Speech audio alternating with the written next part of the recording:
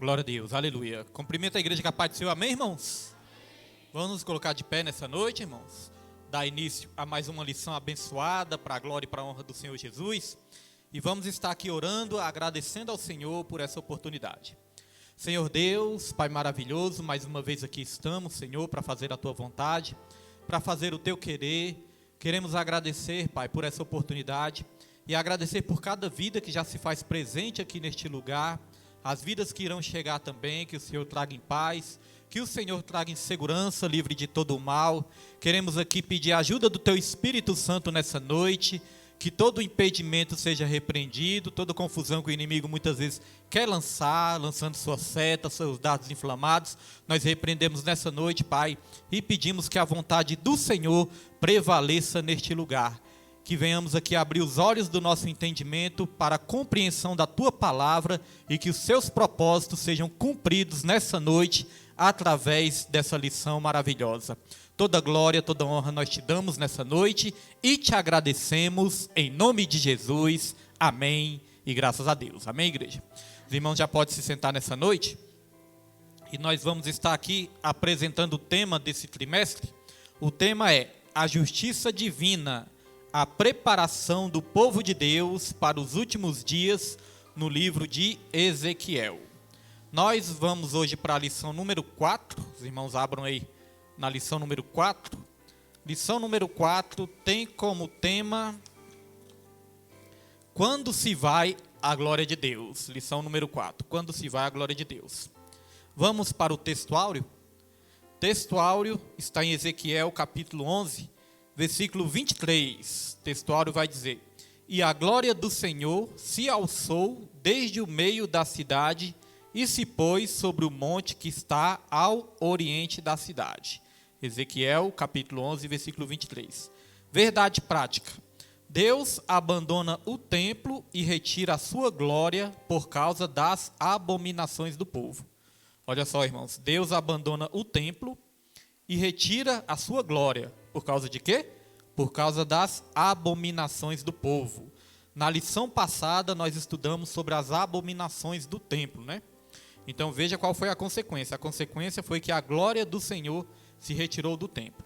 Temos aqui a leitura diária, na revista também, e através da leitura diária, nós vamos aprender que o tabernáculo representava a presença de Deus. Deus escolheu o templo de Jerusalém para habitar o seu nome. A glória de Deus, às vezes, significa a face e a presença de Deus. O Deus verdadeiro, revelado nas Escrituras, é o Rei da Glória. A glória de Deus foi revelada no Senhor Jesus. Jesus, como o Senhor da Glória, é também o Rei da Glória. Vamos para a leitura bíblica em classe. Leitura bíblica em classe está em Ezequiel, capítulo 9, versículo 3, capítulo 10, versículo 4, versículo 18 e versículo 19, e o capítulo 11, versículo 22 ao versículo 25. Então são 3 capítulos aí resumidos, né, na leitura bíblica em classe. O Pedro vai estar colocando e nós vamos acompanhar aqui na revista. Pode colocar, Pedro. Não achou? Meu Deus. Então vamos lá, vamos ler juntos aqui, irmãos. E a glória de Deus e a glória do Deus de Israel levantou do querubim sobre a qual estava até a entrada da casa e clamou ao homem vestido de linho que tinha o tinteiro de escrivão à sua cinta. Então se levantou a glória do Senhor de sobre o querubim para a entrada da casa e encheu-se a casa de uma nuvem e o átrio se encheu do resplendor da glória do Senhor. Então saiu a glória do Senhor da entrada da casa e parou sobre os querubins. E os querubins alçaram as suas asas e se elevaram da terra aos meus olhos. Quando saíram e as rodas os acompanhavam e pararam à entrada da porta oriental da casa do Senhor, e as rodas os acompanhavam e pararam à entrada da porta oriental da casa do Senhor. E a glória do Deus de Israel estava no alto sobre eles. Então os querubins elevaram as suas asas e as rodas os acompanhavam. E a glória do Deus de Israel estava no alto sobre eles. E a glória do Senhor se alçou desde o meio da cidade e se pôs sobre o monte que está ao oriente da cidade. Depois o Espírito me levantou e me levou em visão à Caldeia, para os do cativeiro, e se foi de mim a visão que eu tinha visto. E falei aos do cativeiro todas as coisas que o Senhor me tinha mostrado. Então os irmãos já observaram, né, que aí é uma visão, né, outra visão que Ezequiel teve. E nós estamos aqui estudando também sobre algumas visões que Ezequiel teve. Essa foi mais uma visão, a visão da glória do Senhor se retirando do templo. Ao decorrer da lição nós vamos entender melhor. Vou ler aqui na minha revista o plano de aula, e os irmãos só acompanhem porque eu acho importante aqui. Diz assim: a presença de Deus pode deixar... É uma pergunta. A presença de Deus pode deixar o seu povo? Na lição anterior, estudamos a respeito das abominações do templo, que teve a idolatria como principal ato de rebelião contra o Deus de Israel. Então já vamos deixar essa pergunta, né, para toda a classe aqui. É uma pergunta, irmãos. A presença de Deus pode deixar o seu povo? Os irmãos vão pensando aí, se pode ou se não pode, né, nos dias de hoje. Na lição anterior, estudamos a respeito das abominações do templo, que teve a idolatria como principal ato de rebelião contra o Deus de Israel. A consequência, a glória de Deus deixou o templo. Essa glória representava a presença divina entre o povo. Então, outra pergunta, irmãos. Então, isso pode acontecer hoje? É possível Deus abandonar o seu povo por causa dos pecados deliberados? Na lição dessa semana, veremos que sim. Olha a resposta aí, irmãos. Na lição desta semana, veremos que sim. É preciso cuidar para que a presença de Deus não se afaste de nossas vidas, pois é muito preciosa. Não podemos viver sem a presença de Deus. Objetivos da lição: conceituar a glória de Deus, explicar a retirada da glória de Deus e relacionar o segundo templo com a glória de Deus. Não podemos viver sem a presença de Deus. Hoje ela está representada com a doce habitação do Espírito Santo na sua igreja. Essa presença envolve poder, santificação e desenvolvimento do fruto do Espírito. Que o ensino deste capítulo de Ezequiel nos motive a valorizar a doce presença do Santo Espírito. Vamos aqui para a introdução, irmãos. Introdução na revista aí, todos acompanhem. Introdução. A glória de Deus representava a presença de Yahvé no templo. Quando Deus mandou Moisés construir o tabernáculo, explicou a razão dessa ordem. E me farão um santuário, e habitarei no meio deles. Essa presença não era incondicional. O povo tinha compromissos de acordo com a aliança feita no Sinai. Mas esse pacto havia sido violado. O objetivo da presente lição é esclarecer sobre a retirada da glória de Deus do santuário de Jerusalém. Como nós estamos falando muito da glória de Deus, eu já quero trazer aqui uma definição sobre o que é a glória de Deus. Tem aqui na minha revista também, os irmãos prestem atenção. Diz assim, a expressão glória de Deus tem emprego variado na Bíblia. Às vezes descreve o esplendor e majestade de Deus.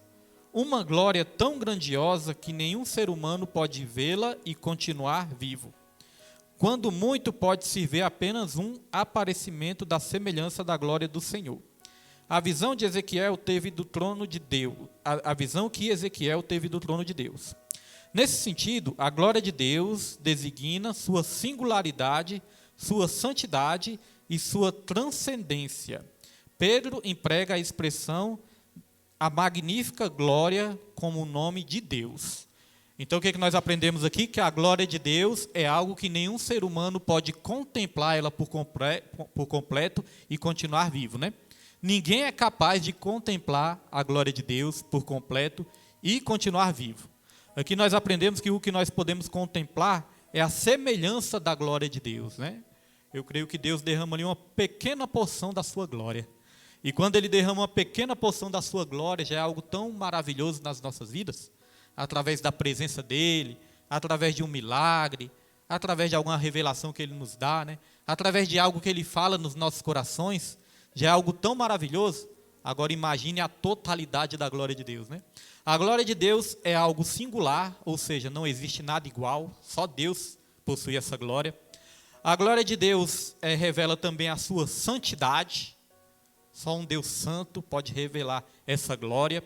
E a glória de Deus também revela a sua transcendência, então ela ultrapassa qualquer entendimento nosso.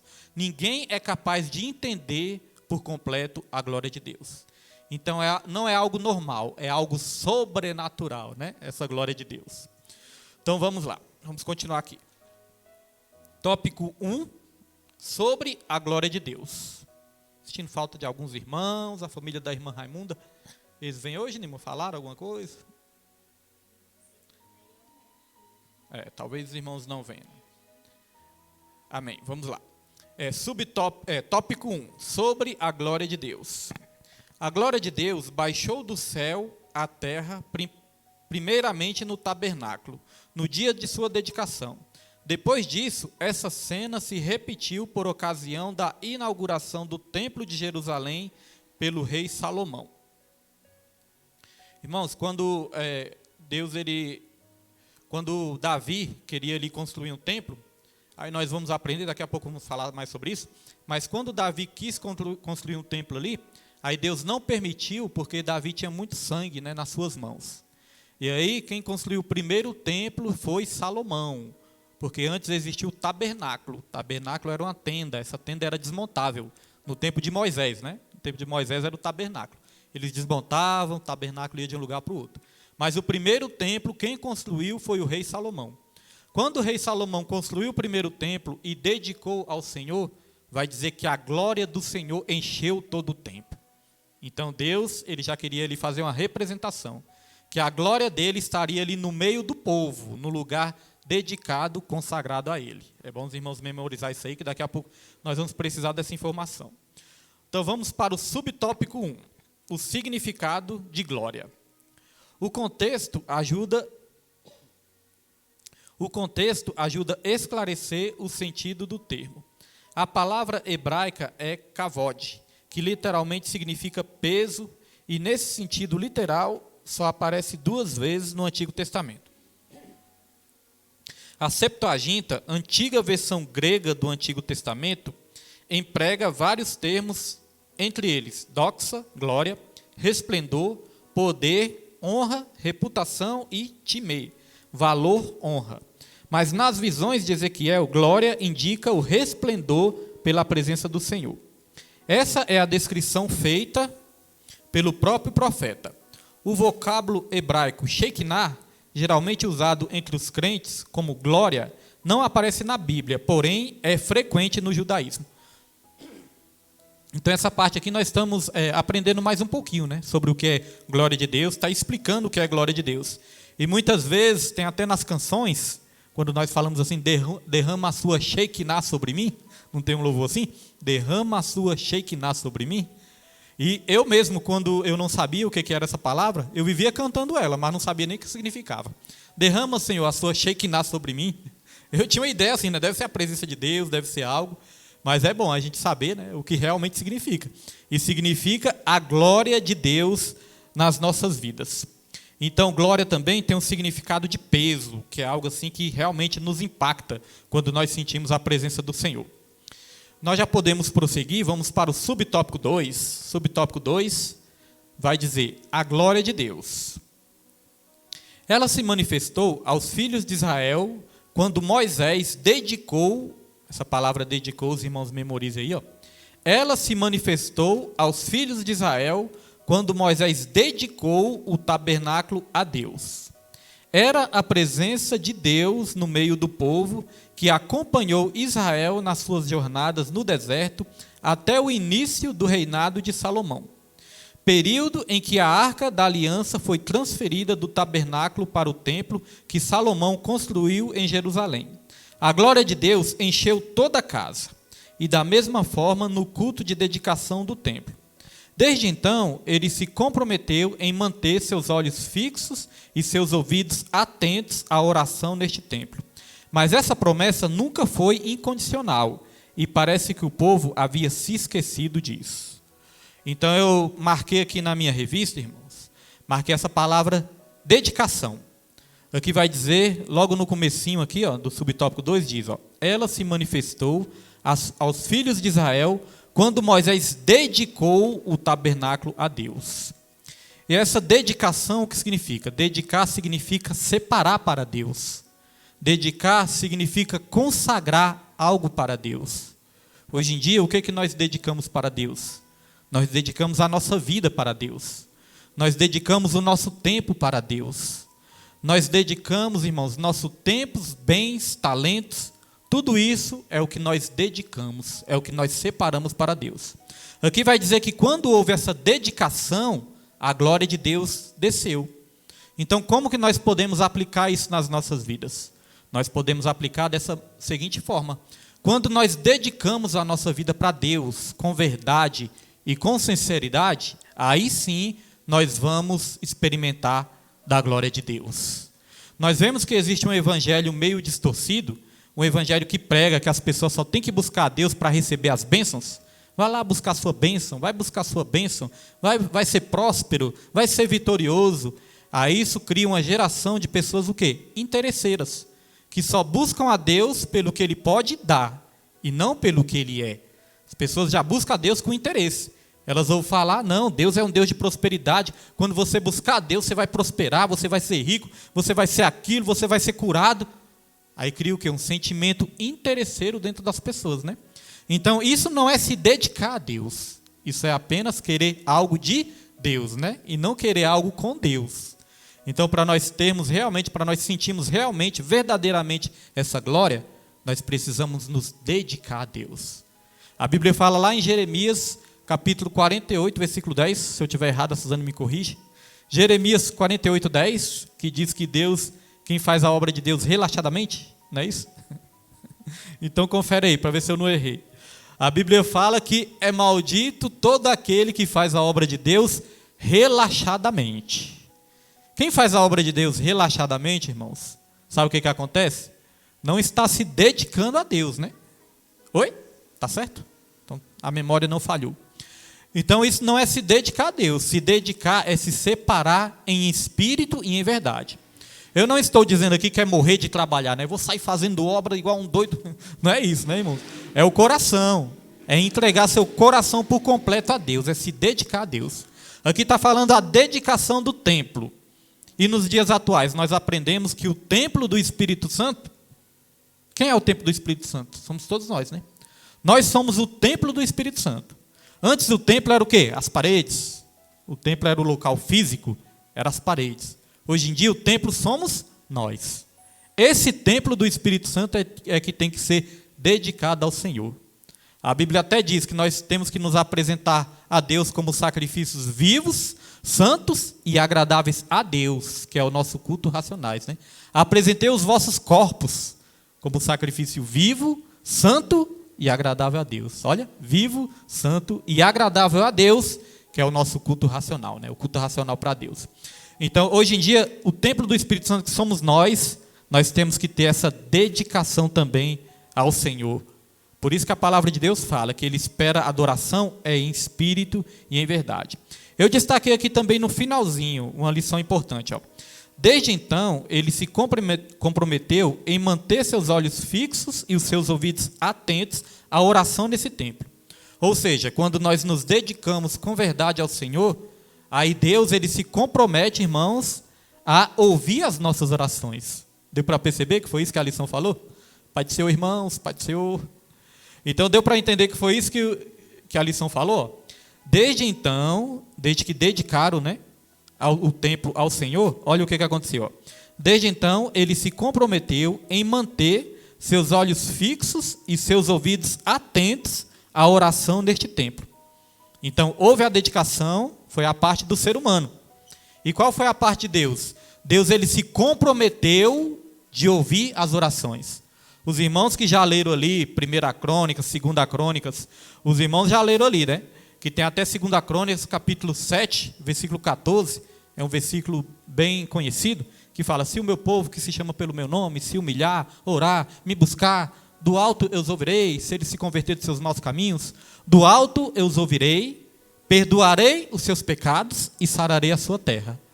Aí logo no versículo 15, aí Deus vai falar assim, ó: eu vou ouvir as orações que são feitas neste lugar, no templo que foi consagrado a Deus. Então, quando nós nos dedicamos, nos separamos e nos consagramos, aí Deus ele promete que ele vai estar ouvindo as nossas orações. Então, está vendo que não é de qualquer maneira que Deus vai ouvir as orações? Não adianta eu estar afastado do Senhor de qualquer maneira, né, e ficar pedindo as coisas para Deus. Deus ele pode até, por misericórdia dele, trabalhar na vida e tudo, mas para Deus estar ouvindo constantemente as nossas orações, nós temos que estar dedicados, consagrados e separados ao Senhor. Tem um provérbio que diz que Deus ele abomina a oração do ímpio. Tem um provérbio que diz isso, irmão. Deus ele abomina a oração do ímpio.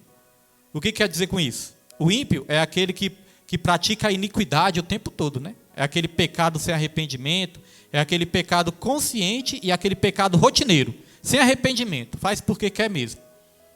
Então, muitas vezes a pessoa está vivendo essa vida, mas quer pedir as coisas para Deus. Lá em Provérbios fala que Deus, ele abomina. Agora, quando o coração está quebrantado, quando há um arrependimento, a pessoa pode até estar vivendo uma vida torta, mas quando há um arrependimento, um aquebrantamento, aí Deus, ele sonda o coração. Fala, pediu meu socorro, agora eu vou socorrer. Eu lembro que pouco antes de eu entregar minha vida para Jesus, foi assim. Estava sofrendo. Estava passando umas situações da família e na minha vida também, estava sofrendo. Aí minha vida era toda torta ainda, mas teve um dia que eu fui lá para o banheiro do meu trabalho, que eu estava muito triste ali e com vergonha de alguém me ver chorando. Aí eu fui lá para o banheiro do meu trabalho, lá, me escondi no banheiro, fechei a porta e ajoelhei, ó, irmãos. Nesse dia eu me aquebrantei, nesse dia eu chorei, falei, Senhor, me ajuda, eu preciso de Ti, eu prometo, e minha tia estava doente, já contei esse testemunho, aí eu queria a cura da minha tia, aí eu falei, eu prometo que se minha tia for curada, eu vou servir ao Senhor. Não foi vontade do Senhor curar minha tia, irmãos, mas Deus ele mudou minha vida depois dessa oração, irmãos. Hoje em dia eu entendo, né, que foi a vontade dele levar, salvar e tudo, mas graças a Deus, eu sei que aquela oração, a quebrantada ele ouviu. Mas houve o quê? Um arrependimento, houve um aquebrantamento. Então é importante essa consagração e essa dedicação. E eu também destaquei aqui no finalzinho, no último parágrafo aí, ó, mas essa promessa nunca foi incondicional, e parece que o povo havia se esquecido disso. Ou seja, Deus prometeu ouvir a oração do povo, mas essa promessa nunca foi incondicional, ou seja, essa promessa era condicional. Irmãos, tem uma caixinha que chama caixinha de promessas, você pega ali as promessazinhas de Deus, né? E se você for olhar, a Bíblia, ela é um livro de promessas. Existe até uma Bíblia que chama a Bíblia de promessas, a Bíblia das promessas. Que essa Bíblia tem as partezinhas separadas, grifadas, que são as promessas que tem na Bíblia. E eu não me lembro de cabeça, irmãos, mas são inúmeras promessas. A Bíblia tem milhares de promessas na Bíblia. E essa Bíblia de promessas, eu tenho ela lá em casa, ela é interessante. Que cada promessa de Deus está destacada. Aí quando você vai vendo assim, ó, quase toda página tem uma promessa de Deus. Você vai passando assim, ó, quase toda página tem uma promessa. É algo maravilhoso e curioso de você se ver assim, ó. Quando você vê, você fala, rapaz, quantas promessas Deus não tem, né, para o seu povo. Então, a Bíblia, ela é sim um livro de promessas. Só que as promessas da Bíblia são promessas condicionais. Elas estão condicionadas a algo. A salvação é de graça? A salvação é de graça, a salvação é pela graça, irmãos. Mas as promessas de Deus que acompanham a salvação, as promessas de Deus para as nossas vidas, elas são condicionais. Então, olha só, o que a palavra de Deus vai dizer aqui em Eclesiastes, capítulo 9, versículo 8. Primeira referência de hoje, né? Eclesiastes, capítulo 9, versículo 8. Olha o que diz. Não, isso aí é depois, Pedro. Bota primeiro João, capítulo 15, versículo 7. João, capítulo 15, versículo 7. Eu que passei fora da ordem aqui. Olha só, sobre as questões de promessas condicionais. Diz assim, ó, se vós... Vamos ler o finalzinho primeiro. O finalzinho ali, irmãos, ó. Pedireis tudo o que quiserdes e vos será feito. Se a gente ler só aquele finalzinho ali, ó. Pedireis tudo o que quiserdes e vos será feito. Deus está falando, você pode pedir o que você quiser e vai ser feito. Isso aí a gente toma posse na hora, né? Opa, eu tomo posse. Vou pedir o que eu quiser e vai ser feito. Eu tomo posse. Mas repare que essas promessas, aí é uma promessa. Mas repare que essa promessa é uma promessa condicional. Olha o que vem antes ali, ó. Se vós estiverdes em mim e as minhas palavras estiverem em vós, aí sim pedirão tudo o que quiserdes e vos será feito. Está vendo que é uma condição? Deus não prometeu também abençoar Abraão? Abraão, vou te abençoar, vou te fazer grande. A sua geração vai ser uma geração muito grande também.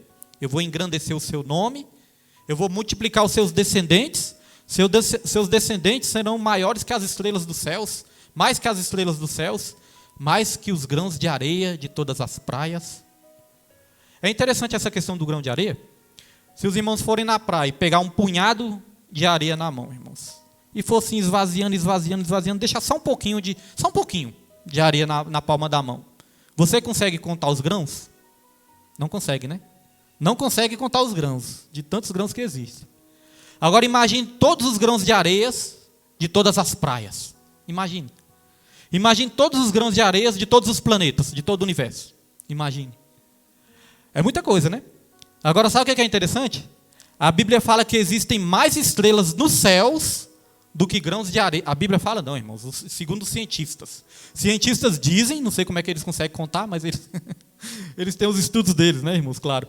Cientistas dizem que existem mais estrelas nos céus do que grãos de areias em todas as praias. É muita estrela ou não é? Existe mais estrelas do que areia. É muita estrela, não é? Mas isso não é o mais impressionante. Sabe o que é o mais impressionante? Que a palavra de Deus fala lá no livro de Isaías, que Deus, ele conta todas as estrelas, chama todas pelos nomes e todas atendem ao chamado de Deus. Todas atendem ao chamado de Deus e nenhuma falta. Deus conhece todas as estrelas pelo nome. Se Deus é grande ou não é, né, irmãos? Se Deus é um Deus grande. Então, essas promessas condicionais, Deus falou para Abraão também. Abraão, a sua descendência eu vou multiplicar. Eu vou te engrandecer, você vai ser abençoado. Mas o que é que Deus disse antes? Você vai ter que sair da sua terra, do meio da sua parentela, da casa de seus pais. Então, a promessa o quê? Condicional. Aí alguém pode falar, pastor, mas isso era no Antigo Testamento, hoje em dia é tudo pela graça. Então vamos para o Novo Testamento. Mateus 6, versículo 33. A palavra de Deus fala que todas as coisas serão acrescentadas para todos nós, não é verdade? Mas o que a palavra de Deus fala antes? Buscai antes o reino de Deus e sua justiça, e todas as demais coisas vos serão acrescentadas. Como eu falei, a salvação é de graça, é pela graça. Só que a salvação está condicionada aqui também. A fé.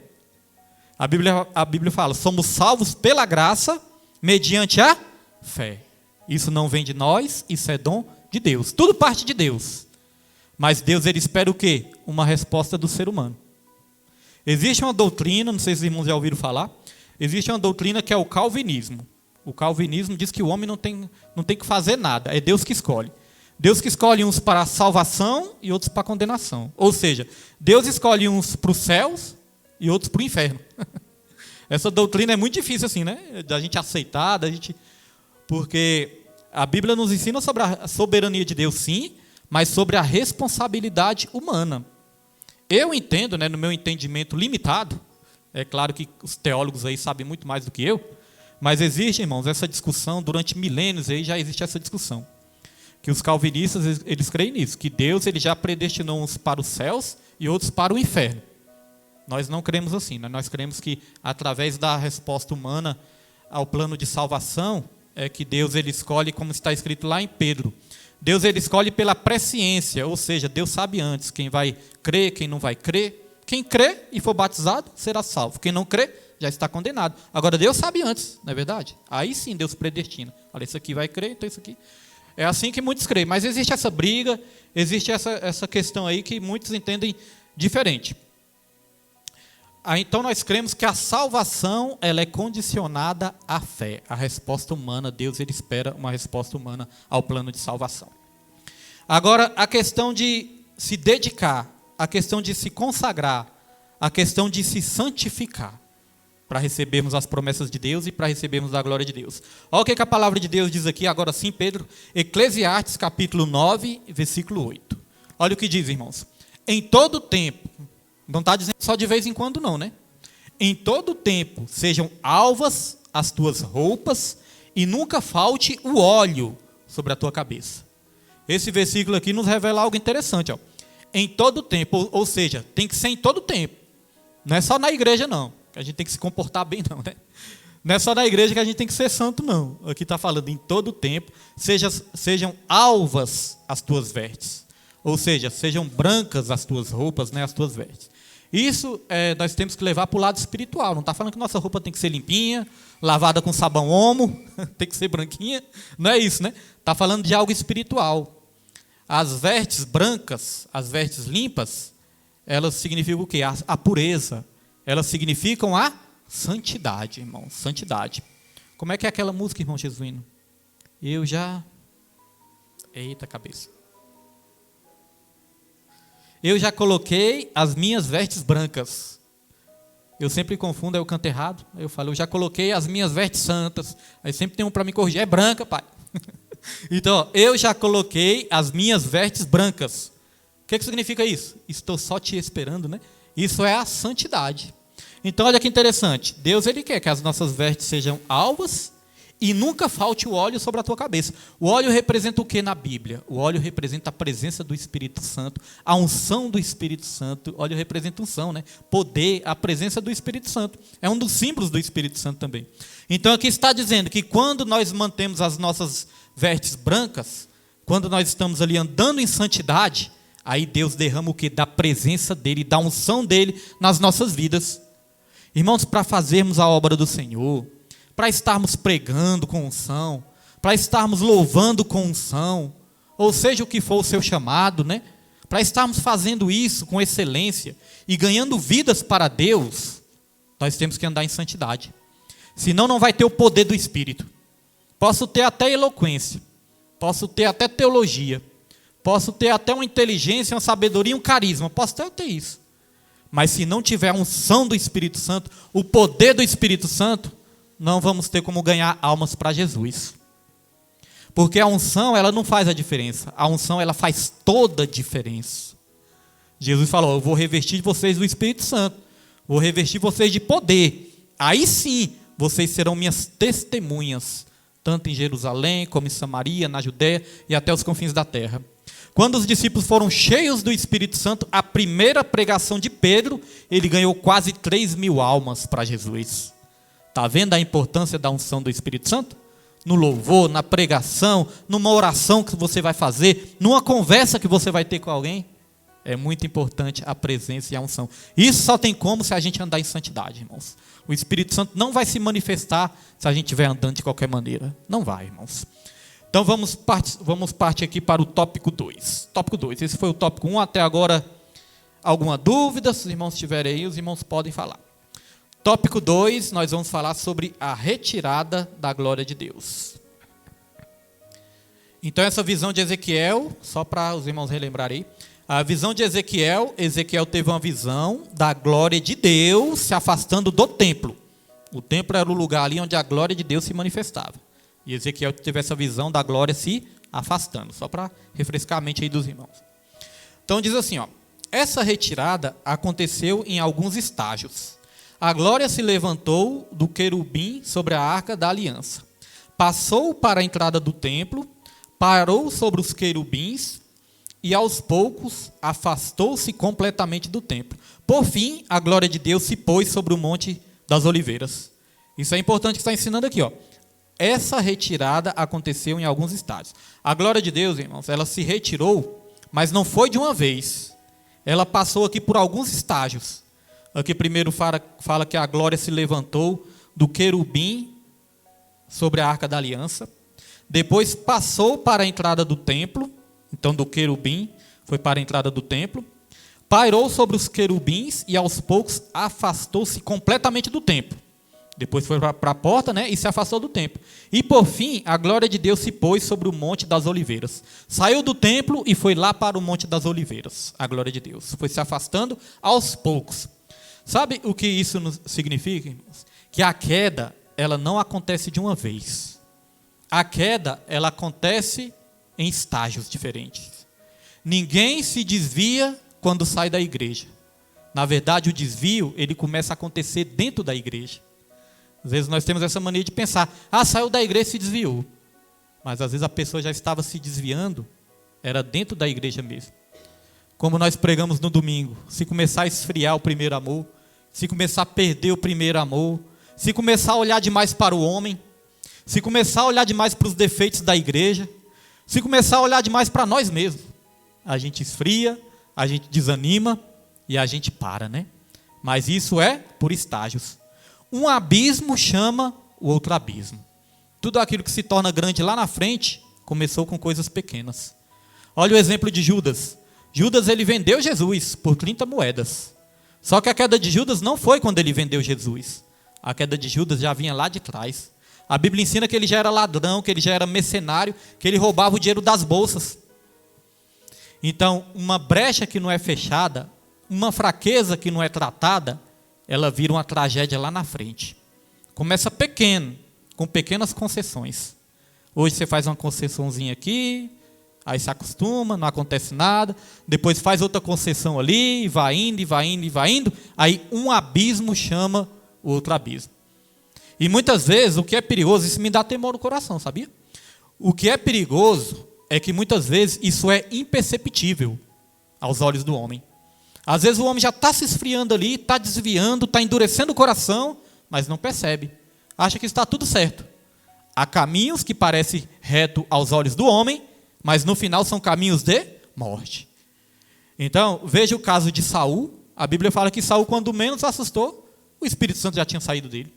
Sansão também. Sansão achava que ele estava cheio da força, cheio do Espírito Santo, mas quando viu que não, já estava sem a presença do Espírito Santo também.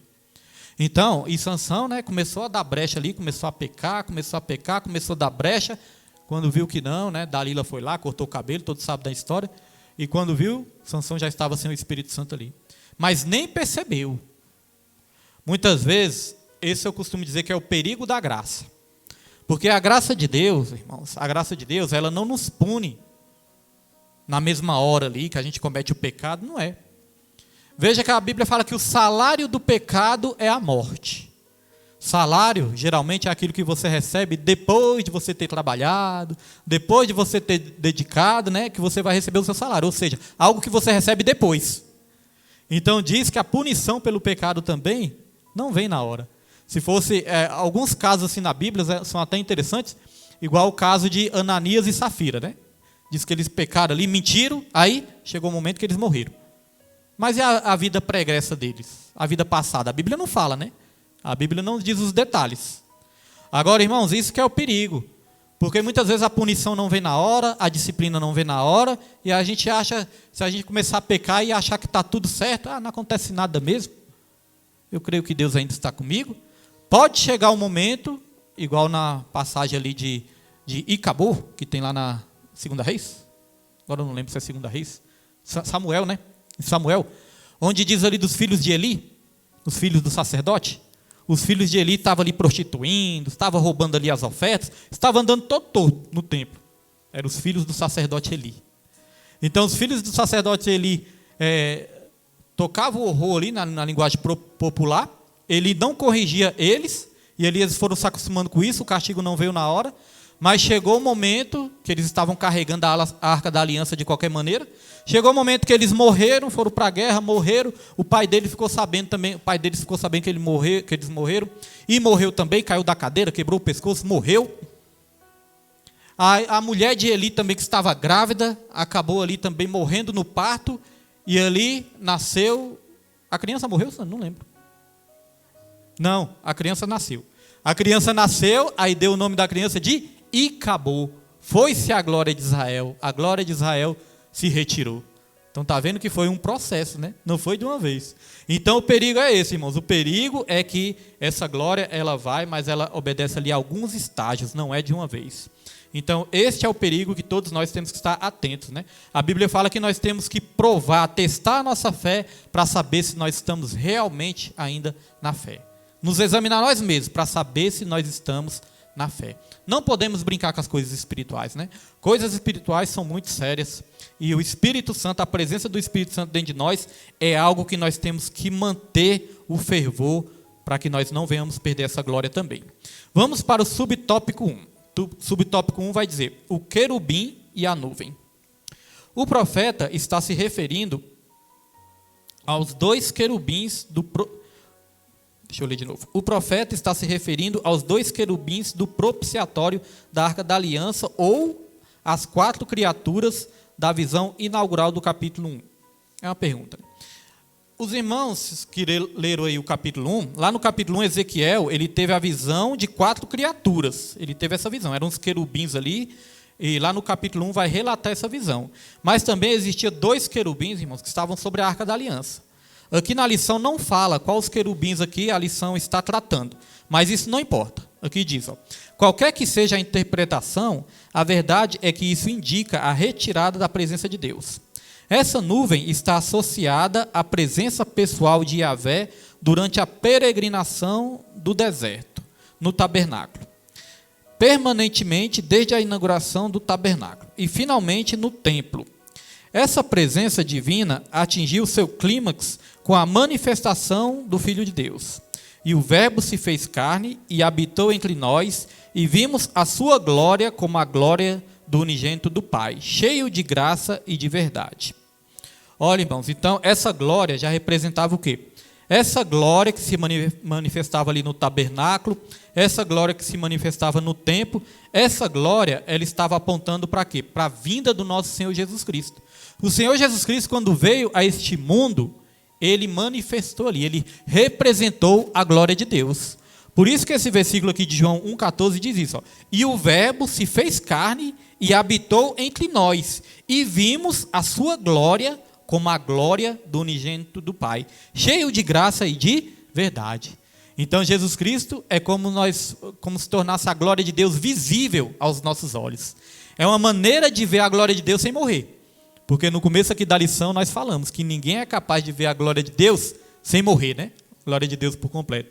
Então Jesus Cristo foi a maneira pela qual Deus, ele arquitetou ali para nós visualizarmos visivelmente a glória de Deus sem morrer. O próprio Jesus era a visão da glória de Deus. Então isso é maravilhoso também. E diz que Jesus, ele se manifestou cheio de graça e de verdade. Sabe por quê? Porque a graça, ela anda junto com a verdade. A verdade vem acompanhada da graça. Mas a graça, ela anda junto com a verdade. Por que nós sempre frisamos isso? Porque às vezes as pessoas têm a tendência de pensar isso. Não, se eu sou salvo pela graça, ninguém pode falar nada comigo, ninguém pode me corrigir, ninguém pode me disciplinar. Se estiver me disciplinando, está me julgando. Quem é o homem para me julgar? Está me apontando, está me julgando. Só que a Bíblia fala o tempo todo da gente exortar uns aos outros, da gente pregar, da gente alertar, da gente admoestar. A Bíblia fala, né? Admoestar é dar aquela bronca mesmo. Exortar é alertar também, exortar é animar, também significa animar. Significa alertar as pessoas também, andar lado a lado, pegar na mão e ir junto, isso é tudo exortar.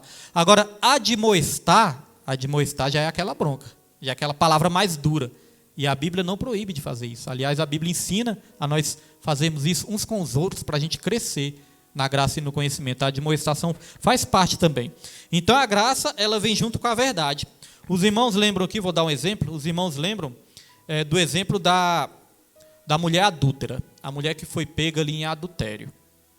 Então, quando a mulher foi pega em adultério, aí os religiosos ali já queriam apedrejar a mulher. A lei de Moisés manda fazer isso, nós vamos apedrejar e tudo. Aí Jesus ficou olhando ali, Jesus estava sentado, agachado, né, escrevendo no chão. Aí Jesus falou assim, tudo bem, a lei de Moisés diz isso.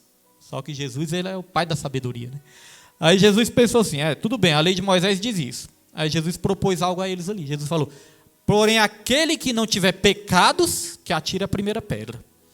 Aí o ser humano começou a se examinar, peraí, só pode atirar a pedra quem não tiver pecado. Aí a Bíblia vai dizer que começou a sair um por um, começando dos mais velhos até os mais jovens, né? O que significa isso, irmãos? Aí logo depois Jesus falou assim para a mulher, mulher, cadê os seus acusadores? Se ninguém te condena, eu também não te condeno. Jesus estava querendo dizer o seguinte, aqueles que poderiam te condenar, eles não te condenam, mas eles eram cheios de pecados, né? Eles iam te condenar injustamente. Jesus é como se ele dissesse assim, ó, eu sou o único que poderia te condenar, porém eu não vou te condenar. Se ninguém te condena, eu também não te condeno. O que é isso? A graça. Mas logo depois Jesus falou, não parou aí, né? Logo depois Jesus falou, porém vá e não peques mais. Se ninguém te condena, eu não te condeno, mas vá e não peques mais. O que é isso? A verdade. Jesus ele estava falando o seguinte, ó, você pode ir, você está perdoada, mas a verdade é que você tem que abandonar o pecado. Você não pode cometer mais esses pecados. Então a graça foi o perdão, e a verdade foi quando Jesus falou ali para aquela mulher abandonar o pecado. Tem outro exemplo também da mulher samaritana. Jesus ele chegou para a mulher samaritana e ofereceu a graça à mulher samaritana. A mulher samaritana estava com a vida toda torta ali. Jesus falou, se você beber da água que eu tenho para te dar, do seu interior vai fluir rios de águas vivas. Jesus estava oferecendo a graça. Mas chegou o momento que Jesus chegou com a verdade. Jesus falou, traga aqui o seu marido. A mulher, eu não tenho marido, Senhor. Aí Jesus falou, dissestes bem, porque você já teve 5 maridos. Era 5, né, pastor Evaldo? Já estava no 6º, né? Aí Jesus falou, você já teve 5 maridos e esse que você tem não é seu. Então a mulher ainda estava, né, na fornicação ali. Já teve 5 e esse que você tem não é seu. Então além da mulher ter passado por 5 relacionamentos, o outro que ela estava tendo ainda estava na fornicação, ainda estava no pecado. Então Jesus confrontou a mulher ali, a mulher viu que ele realmente era profeta, e aquela mulher ali, pelo que a gente entende, né, ela se arrependeu, porque ela virou uma missionária, virou uma serva de Deus, começou a ganhar almas para Deus. Então a graça e a verdade sempre caminharam juntas.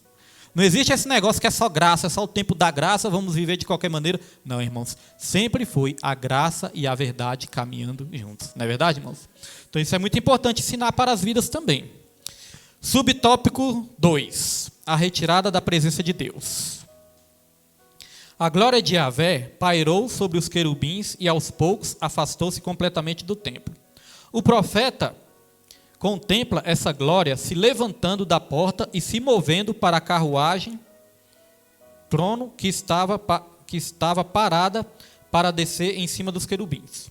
Nessa visão, Ezequiel acompanha a glória de Deus flutuando sobre os querubins e vê a carruagem divina se mover para a porta principal do templo para a sua partida definitiva.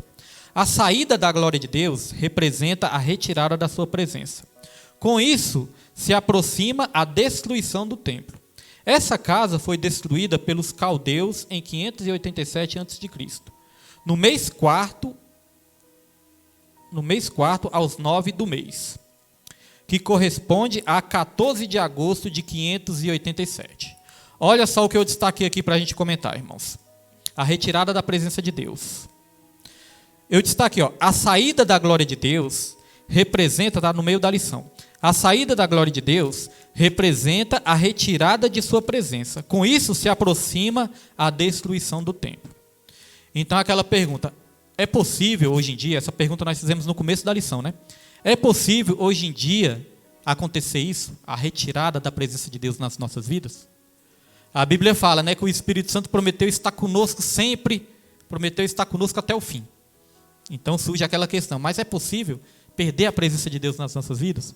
A Bíblia ensina que sim, né? Porque olha só, Efésios 4, versículo 30, coloca aí, Pedro. Efésios capítulo 4, versículo 30, olha o que a Bíblia ensina. Efésios 4, 30, te pedi? Efésios capítulo 4, versículo 30, esqueci de anotar, né, Pedro? Pedro vai procurar aí para nós, Efésios capítulo 4, versículo 30, os irmãos podem anotar também, que esse aqui eu esqueci de pedir para o Pedro. Então a Bíblia ensina, irmãos, que é possível o quê? Entristecer, extinguir o Espírito Santo, ou seja, apagar a ação do Espírito Santo em nossas vidas. Olha só, e não entristeçais o Espírito Santo de Deus, no qual estáis selados para o dia da redenção. Algumas traduções vão dizer, não extingueis, não extingua o Espírito Santo de Deus. Então, se a gente for olhar bem, se a gente for analisar bem, não é Deus que quer se retirar do ser humano, não é Deus que quer retirar a sua presença do ser humano. Nós vemos que é o próprio ser humano que apaga, né? Apaga a ação do Espírito Santo. Então o pecado entristece o Espírito Santo. Coisas erradas entristecem o Espírito Santo. Viver uma vida de mentira, sem sinceridade com Deus, entristece. Desobediência, rebeldia, insubmissão. Infelizmente nós vemos isso dentro da igreja. Rebeldia, desobediência, insubmissão, mentira, adultério, lasciva. Podemos aqui enumerar milhões e milhões de pecados, né, irmãos? Então, tudo isso vai ali, apagando, até que a chama, se apaga de vez. E aí a pessoa fica sem a presença do Espírito Santo. Quando Davi pecou, os pecados de Davi foram graves, né? Davi, ele adulterou, isso é abominável a Deus. Davi, ele levou ali um dos soldados dele, o marido da mulher a qual ele adulterou, levou ali para a morte, levou para a guerra. Então ele foi adúltero e ele foi assassino, e Davi ainda quis esconder. Então ele fez o que também? Mentiroso. Estava escondendo o pecado dele. E outras pessoas sofrendo ali as consequências por causa da mentira dele. Ele só revelou o pecado quando foi ali confrontado pelo profeta, mas quando ele foi confrontado pelo profeta, ali começou um processo de arrependimento dentro dele. Quando nós vamos lá para o Salmo 51, aí nós vamos ouvir Davi orando. Senhor, só não retire de mim a sua presença, Senhor. Só não retire de mim o teu espírito. Davi não estava com medo de perder a reputação, que ele já tinha até perdido. Davi não estava preocupado com a sua reputação, não estava preocupado com a sua coroa, não estava preocupado com as suas riquezas, ele estava preocupado de perder a presença do Espírito Santo. Aí Davi falou assim, renove em mim a alegria da salvação. Irmãos, sem a presença do Espírito Santo, nós não vamos ter nem a alegria da salvação. Sem o fervor do Espírito Santo dentro de nós, sem a plenitude do Espírito, nada vai estar bom. Por isso que muitas vezes nós vemos as pessoas dentro da igreja, mas não quer saber de nada mais. Não quer saber mais da obra, não vê graça mais na obra, não tem prazer mais em nada, não tem amor mais em nada. O que é isso? Vazio do Espírito Santo. A pessoa está vazia do Espírito Santo. Porque quando nós estamos cheios do Espírito Santo, a Bíblia fala que o fruto do Espírito é o quê? Amor, paz, alegria. Vou citar só isso. Amor, paz, alegria. Você sente amor, você sente paz, você sente alegria, você sente vontade de dar glória, vontade de se alegrar com os irmãos, vontade de sair para a obra. Precisamos estar cheios do Espírito Santo. Senão vai ser só tristeza, senão vai ser só cansaço, senão vai ser só frieza, senão nós vamos enxergar só os defeitos. Quando estamos vazios, é defeito para todo lado, nada está bom. Agora, quando nós estamos cheios, nem os defeitos nós vamos observar. É igual minha avó, eu costumo dar esse exemplo aqui para os irmãos. Minha avó podia ser o culto que fosse, irmãos. Às vezes podia não ter ninguém no culto, podia ser aquele culto assim, o culto que fosse. Que quando a gente perguntava para minha avó, vó, o culto foi bom? Ela, mas foi bom. Foi bom o culto. Ela falava, todo culto é bom. Ela falava desse jeito, todo culto é bom. Mas quando eu olhava para minha avó, quando a gente ia para o culto, eu olhava para minha avó, antes mesmo de entrar na igreja, os olhos da minha avó já estavam cheios de lágrimas. Quando ela ouvia alguém orando, algum instrumento tocando, ela já entrava na igreja chorando, irmão, cheia de lágrimas assim, quebrantada. Aí começava o culto, ela começava o tempo todo, enxugando as lágrimas e puxando o nariz assim. O que, irmão? Chorando o tempo todo. Isso é o quê? Cheia do Espírito Santo, a presença do Espírito Santo de Deus. E aí qualquer oração que a gente fazia, qualquer louvor que louvava, ela estava ali chorando. Ou seja, não estava observando defeito nenhum. Cheia do Espírito Santo do Senhor. É isso que nós precisamos ser, irmãos. Nós precisamos estar cheios do Espírito Santo de Deus para nos mantermos de pé. Olha só que forte aqui, no meio aí do subtópico 2, bem no meio aí, diz assim, a saída da glória de Deus representava a retirada da sua presença, com isso se aproxima a destruição do templo. Como eu falei, nós somos o templo. Se nós perdermos a presença do Espírito Santo, fatalmente nós vamos estar destruindo a nossa vida. Olha o que a Bíblia diz aqui, 1 Coríntios capítulo 3, acho que eu não pedi para o Pedro também. 1 Coríntios capítulo 3, versículo 16, Pedro, deixa eu pedir. 1 Coríntios capítulo 3, versículo 16 e 17. Olha o que diz aqui, irmãos. Não sabeis vós que sois o templo de Deus e que o Espírito de Deus habita em vós? Pode passar, Pedro. E se alguém destruir o templo de Deus, Deus o destruirá. Porque o templo de Deus, que sois vós, é santo. Olha, nós somos o templo do Espírito Santo. E se alguém destruir o templo, esse alguém também vai ser destruído. E quem é que destrói o templo do Espírito Santo? Somos nós mesmos que podemos destruir o templo do Espírito Santo, irmãos. Se alguém chegar aqui e me matar, não vai estar destruindo o templo do Espírito Santo. Porque se eu tiver firmado com Deus, a pessoa só vai matar o corpo, né? Só vai matar a carcaça. Então essa pessoa não pode destruir o templo do Espírito Santo. Pode até me matar, mas não vai destruir o templo do Espírito Santo. Agora, eu mesmo posso destruir o templo do Espírito Santo. Se eu começar a pecar deliberadamente, se eu começar a mentir, adulterar, fornicar, seja o que for, o pecado que for, o que eu vou estar fazendo? Destruindo o templo do Espírito Santo. Às vezes pode surgir até uma dúvida. Às vezes a pessoa pode chegar em mim e falar assim, pastor, ter vício é pecado? Ter vício é pecado. Por que ter vício é pecado? Porque o vício destrói o templo do Espírito Santo. Por exemplo, pessoa que bebe demais, fatalmente vai adquirir uma cirrose. Pessoa que fuma demais, vai destruir os pulmões, não é verdade? Pessoa que joga demais, pode chegar um momento que vai morrer, alguém vai matar essa pessoa, que ela vai dever todo mundo, né? Pessoa que joga demais, chega um tempo que ela vai destruir o templo do Espírito Santo também. E vira um negócio assim, né, possessivo demais, um negócio que a pessoa se afasta do Senhor.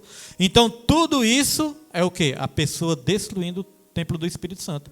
E aqui diz, se alguém destruir o templo, esse alguém também vai ser destruído. Por isso que eu destaquei aqui, ó, a saída da glória de Deus representa a retirada de sua presença, com isso se aproxima a destruição do templo. Então é algo muito sério, irmãos, é algo muito sério. A nossa vida espiritual, ela tem que ser bem cuidada. O nosso coração, a nossa mente tem que ser bem cuidado realmente para que a gente não chegue a esse estágio de destruição. Podemos avançar, vamos para o subtópico 3. O subtópico 3 vai dizer: por fim, a glória de Deus se pôs sobre o Monte das Oliveiras. A presença de Deus no templo era privilégio de Israel, mas isso exigia responsabilidade, de modo que a glória de Deus não podia habitar com os pecados do povo. Mas a casa de Deus era profanada com as práticas pagãs mais abomináveis. Ezequiel viu a glória de Deus partindo do templo para o Monte das Oliveiras. Dali ascendeu ao céu para retornar no fim dos tempos. Não mais no templo de Jerusalém, mas no templo do milênio. Com a retirada da presença de Deus, o templo ficou vulnerável, juntamente com a cidade de Jerusalém. Interessante que o Monte das Oliveiras é também o local da ascensão de Jesus. Então, olha que interessante. A glória de Deus foi lá para o Monte das Oliveiras e de lá se ascendeu aos céus, ou seja, subiu aos céus.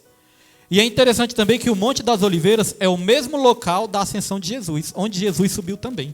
Então já era apontando para algo, né? Agora, eu marquei aqui na revista para a gente comentar um pouquinho, irmãos. Com a retirada da presença de Deus, o templo ficou vulnerável, juntamente com a cidade de Jerusalém. Então, a saída da glória de Deus nas nossas vidas nos torna o quê? Vulneráveis. E aqui eu não vou ler com os irmãos não, para a gente adiantar um pouquinho o tempo, mas lá em Mateus, capítulo 12, versículo 43 ao 45, a igreja pode anotar, Mateus capítulo 12, versículo 43 ao 45, o que vai dizer ali? Vai dizer o seguinte, que um espírito imundo, quando sai ali do ser humano, né? Quando sai, vai dar o exemplo ali da casa, o espírito imundo quando sai da sua casa, mas ali essa casa representa o quê? Representa o ser humano, né? Quando o espírito imundo, sai de uma pessoa, ele anda por lugares áridos.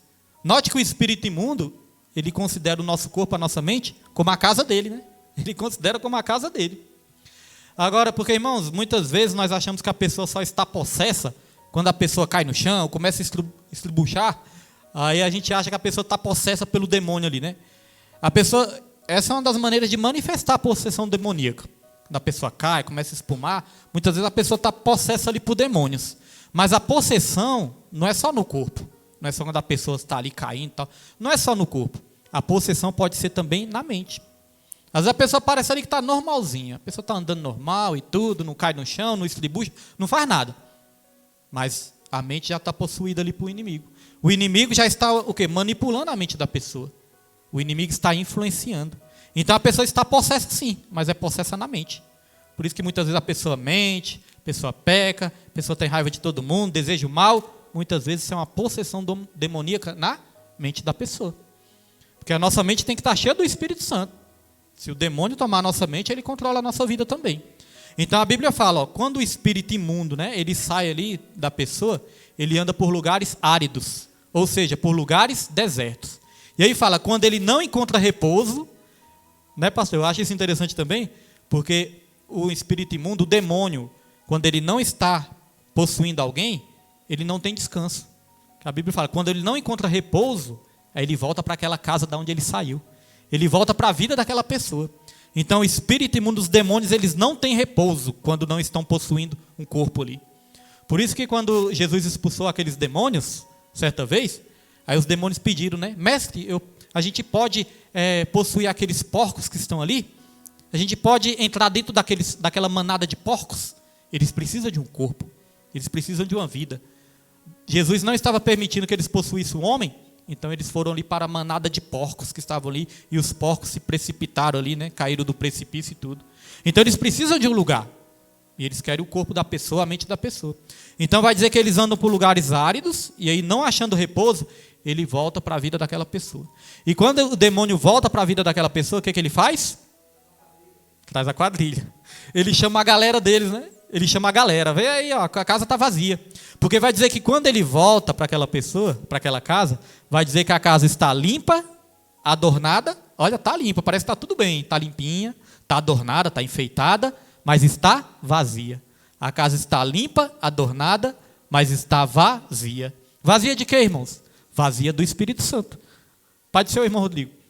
Então deixou a casa vazia. Vazia do Espírito Santo.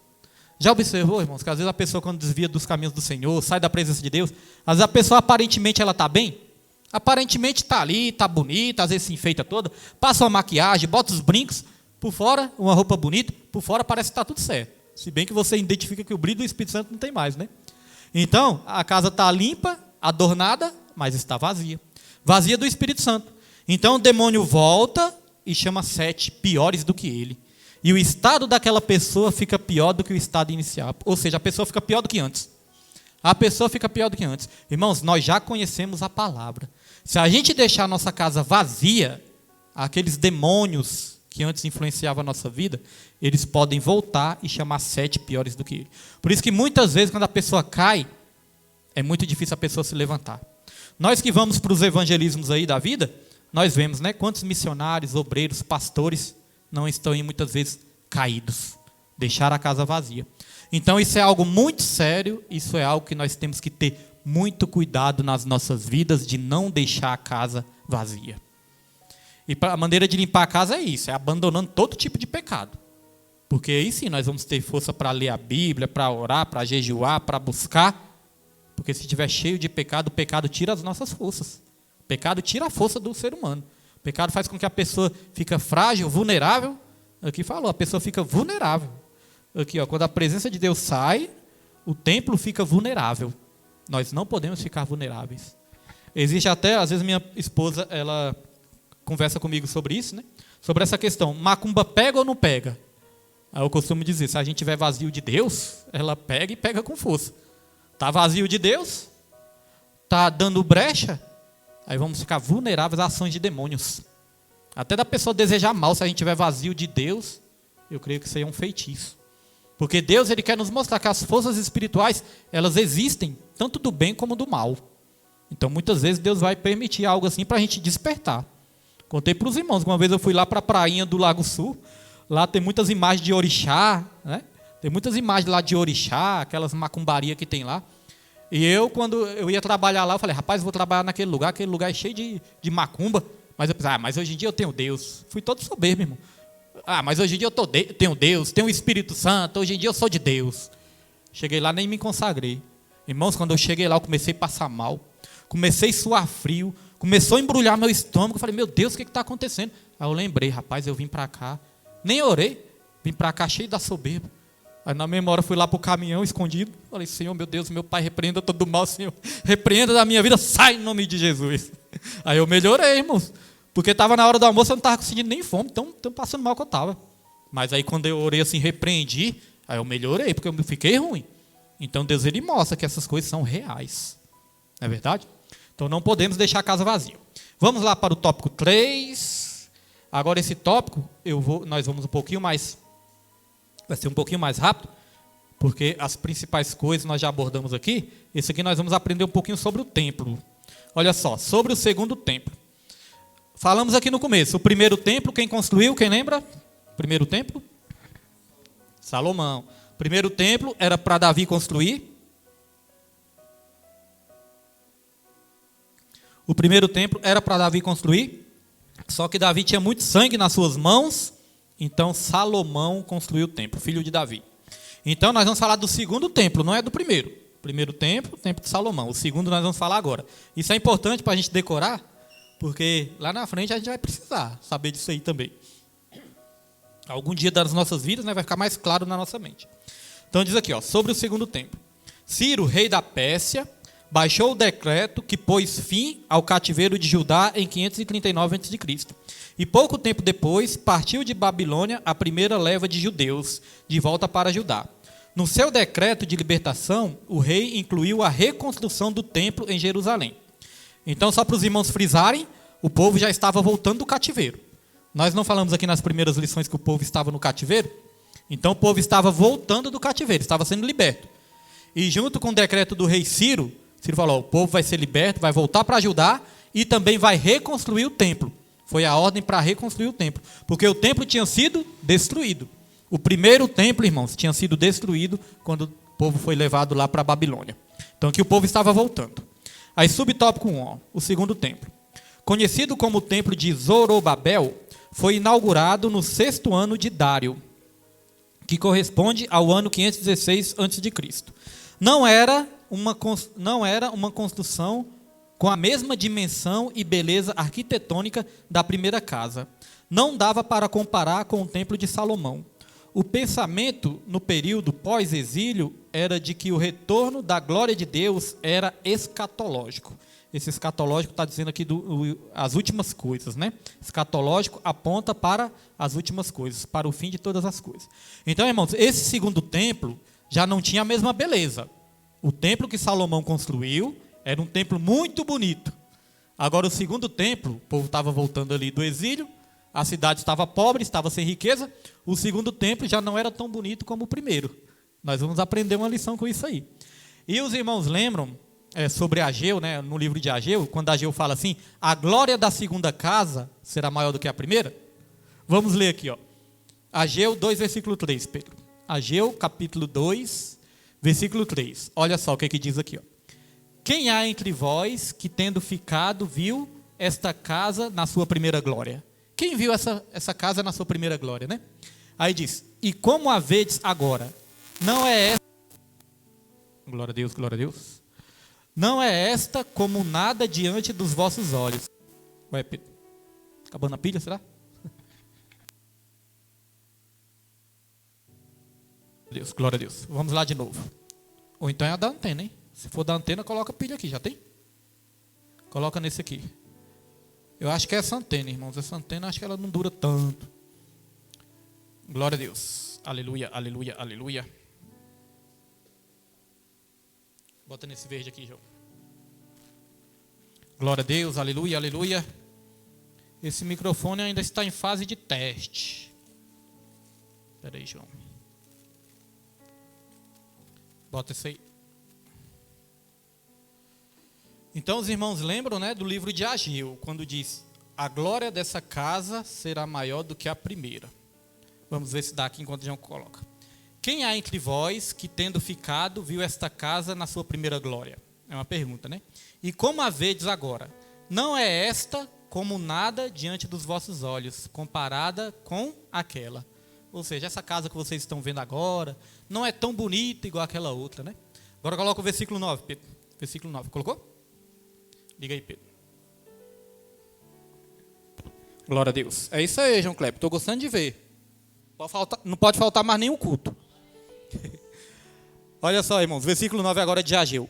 A glória desta última casa será maior do que a da primeira, diz o Senhor dos Exércitos. E neste lugar darei a paz, diz o Senhor dos Exércitos. Ou seja, a casa não era tão bonita, mas a glória daquela casa, a promessa é que seria maior do que a primeira. Uma lição que nós podemos trazer para as nossas vidas, irmãos, que Deus, Ele não olha a aparência. O que importa é o que tem dentro de nós. A aparência da segunda casa não era tão bonita como a primeira, mas a glória era maior. Está vendo que Deus não se importa com a aparência? Quem se importa com a aparência é o ser humano, né? Não importa a aparência, o que importa é a glória que se manifesta dentro de cada um de nós. É isso que faz a diferença. Até as pessoas assim que muitas vezes estão começando assim um sonho, começando a construir algo, a pessoa fica pensando, nossa, mas é algo tão pequeno, é algo assim que não é tão bonito, não tem tanta aparência. Irmãos, não se importe com isso. Tudo aquilo que vai ser grande lá na frente começa pequeno. Tem um versículo que eu carrego sempre dentro do meu coração. É o versículo de Zacarias 4, versículo 10. Zacarias 4, versículo 10 vai dizer, quem desprezará o dia das coisas pequenas? Está dizendo, não despreze o dia das coisas pequenas. Tudo que começa pequeno, mas é feito com dedicação e com amor, tende a crescer tudo que é consagrado a Deus. Então não importa a aparência e nem o tamanho, o que importa é a glória que você carrega dentro de você. Essa é a lição que nós podemos trazer para as nossas vidas. Aí vamos lá. Agora nós vamos aprender que glória era essa, né? Que você estava falando. Que glória era essa que vai ser maior do que a primeira? Que glória? A boniteza todos já viram que não era, né? Agora nós vamos aprender que glória era essa. Subtópico 2, o templo de Herodes. O templo de Zorobabel foi reformado e ampliado por Herodes Magno. Ele conseguiu persuadir os judeus, dizendo que o atual templo não estava à altura da antiga glória. Os trabalhos se iniciaram cerca do ano 15 a.C. e continuava em andamento nos dias do ministério terreno de Jesus. Anos depois, conhecido como Segundo Templo. Era o cartão postal de Jerusalém. A construção só foi concluída em 66 depois de Cristo. Então, o que acontece? Ciro mandou construir o Segundo Templo, e quem reformou o Segundo Templo? Quem reformou? Nós lemos aqui. Quem reformou, irmão, o Segundo Templo? Leia na revista. Herodes. Então, o rei Herodes mandou reformar o Segundo Templo. Para não confundir, porque senão a gente pensa que tinha um monte. Teve quantos templos? Uns 10 templos? Não, teve o primeiro, teve o Segundo Templo que Ciro mandou reconstruir, e o rei Herodes reformou o Segundo Templo. Aí diz aqui, 3, a presença do Filho de Deus. Não há registro de que a glória do Senhor tenha enchido a casa na inauguração por Zorobabel. Diferentemente de Moisés, quando inaugurou o tabernáculo, e de Salomão na inauguração do templo. Foi o Senhor Jesus que trouxe a glória de Deus quando ministrou no templo de Herodes. A sua presença nele fez a glória da segunda casa ser maior do que a primeira. O templo desempenhava várias funções em Israel, como lugar de perdão, do encontro com Deus, da presença divina, era o centro espiritual da nação. Eu destaquei aqui, não há registro de que a glória do Senhor tenha enchido a casa na inauguração do templo de Zorobabel. Ou seja, irmãos, quando reinauguraram o templo, a glória do Senhor não tinha enchido ainda a casa. Não foi quando reinaugurou, não foi quando começaram a ministrar ali no templo, que a glória do Senhor encheu, não. A glória do Senhor só encheu aquela casa quando Jesus Cristo surgiu nessa terra e apareceu lá no templo. Então, essa glória da segunda casa, que seria maior do que a primeira, era a presença do próprio Filho de Deus dentro do templo. Aí sim nós aprendemos agora, né? Por que a glória da segunda casa seria maior do que a primeira? Porque o próprio Filho de Deus estaria ali presente pessoalmente dentro do templo, né? Isso é maravilhoso. Destaquei aqui também, o templo desempenhava várias funções em Israel. Então, o templo é um lugar de perdão, de encontro com Deus, da presença divina, era o centro espiritual da nação. Então, hoje em dia, irmãos, nós somos o templo de Deus. Então, dentro de nós tem que ser o quê? Um lugar de perdão, lugar de intimidade com Deus, de encontro com Deus, e lugar onde a presença de Deus se manifesta dentro de nós. E nós temos que ser o centro espiritual aonde a gente for, da nossa família, no nosso trabalho, na sociedade, aonde a gente for, a gente tem que exercer essas mesmas funções do templo, porque hoje em dia o templo não é parede, hoje em dia nós somos o templo. Mas nós temos essas funções também para exercer dentro de nós, não é verdade? Então vamos lá para o tópico 4, e o tópico 4 é o último tópico, e nós já vamos estar aqui encerrando essa lição abençoada. Uma coisa interessante também, irmãos, que não pode faltar, né? Então, esse segundo templo, ele foi construído, ele foi reconstruído e ele foi reformado.